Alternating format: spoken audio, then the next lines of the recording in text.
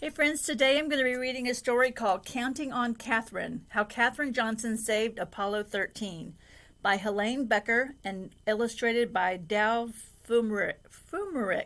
I'm not sure if I pronounced that right. So Apollo 13, in case you don't know, was the seventh manned Apollo mission, and it took off in April of 1970, and they were supposed to go to the moon. Unfortunately, they had some mechanical issues, and so they went to the moon and they circled it, and they came all the way back to Earth safely, luckily, even though they had some issues going on. And Katherine Johnson, as you can see in this picture, she's African American, and she's female. So it's very unusual this time in the 60s and 70s to have women working as a scientist or mathematician, and especially African Americans as well. So this is a really interesting story, and you might have seen a movie about her. She's been in several different films, and there are lots of books written about her, but this is a new one I just recently received. So here's Katherine Johnson. Katherine loved to count. She counted the steps to the road, the steps up the church, and the number of dishes and spoons she washed in the bright white sink.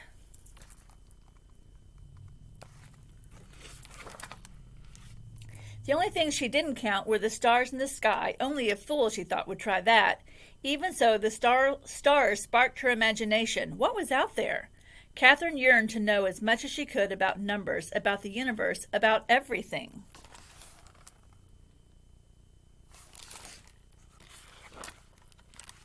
Katherine's boundless curiosity turned her into a star student. She was so bright, she skipped 3 whole grades. She catapulted right past her brother. He wasn't too happy about that.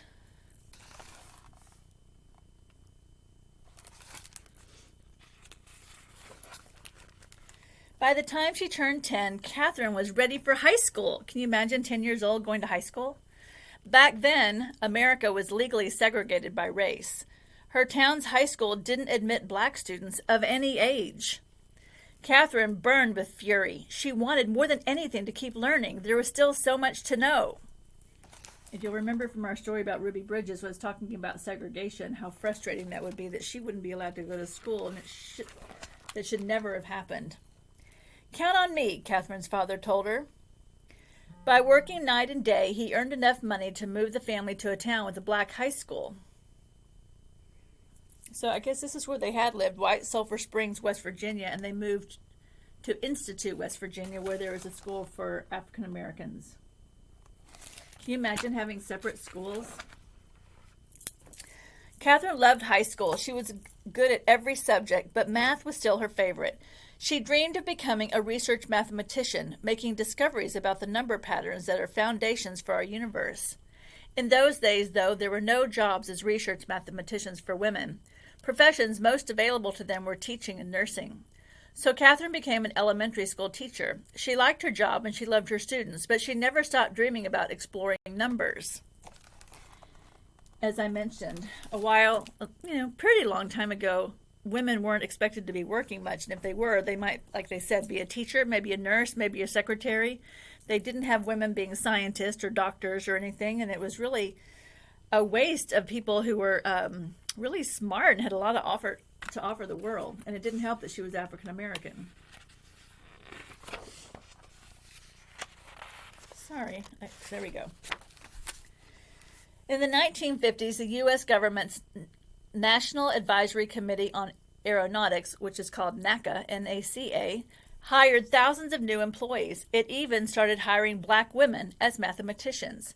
Katherine heard about the mathematician jobs, and her heart raced with excitement. Perhaps her dream could come true after all. But when she applied for one of the positions, she was told they were already filled. Katherine had to wait a whole year until new spots opened up. Her patience paid off. She got the job.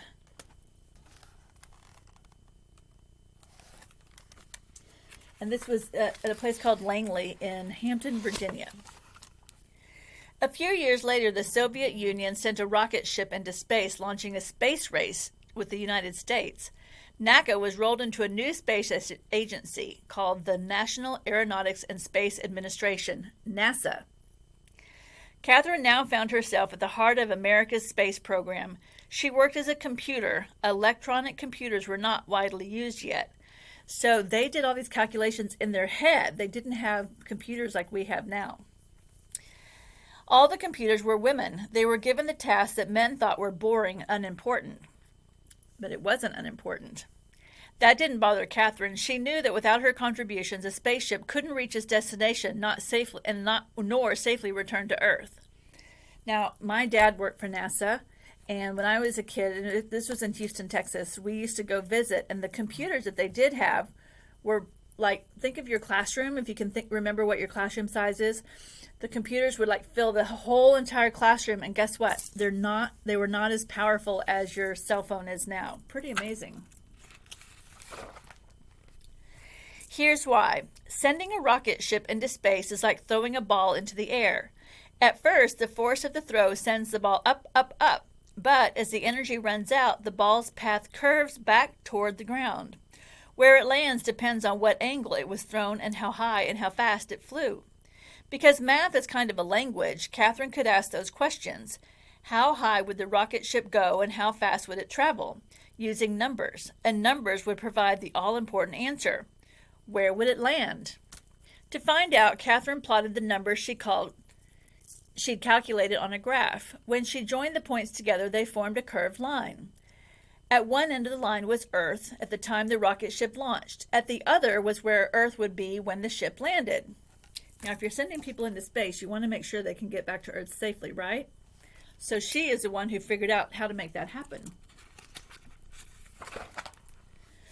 Katherine's reputation for accuracy and strong leadership skills,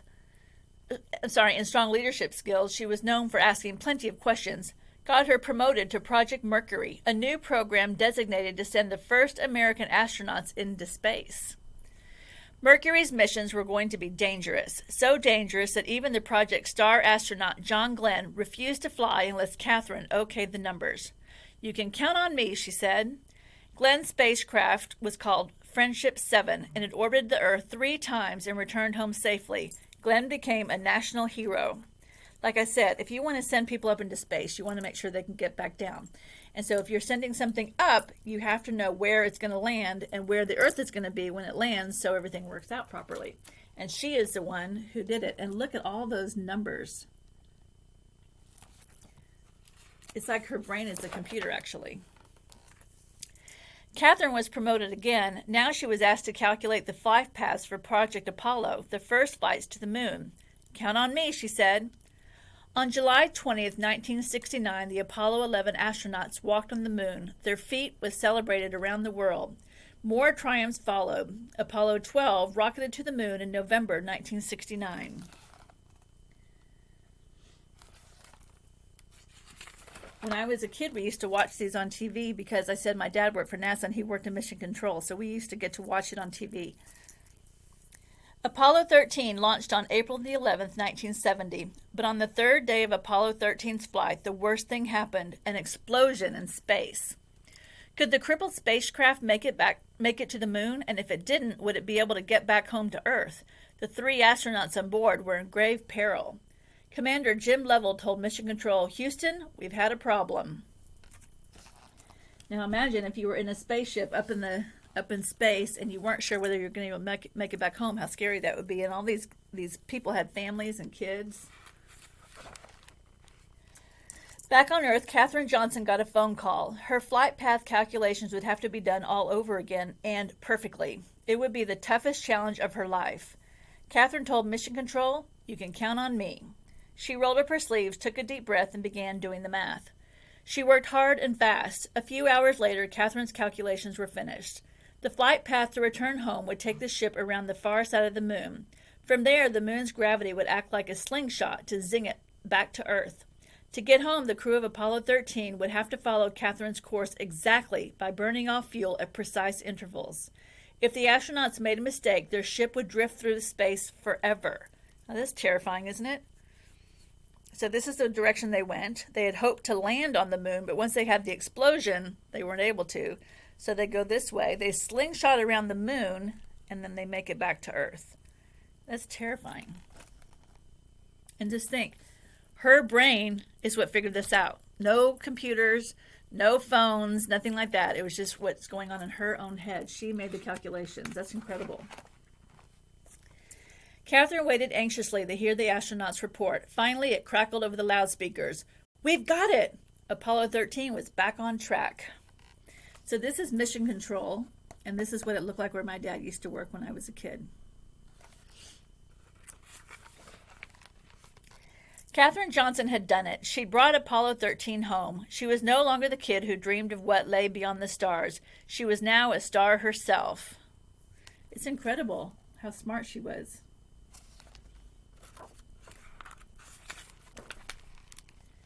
So this is her today. And if you're interested, it tells you more about Katherine. It says she was born in 1918 in Sulphur Springs, West Virginia. Her mother was a teacher.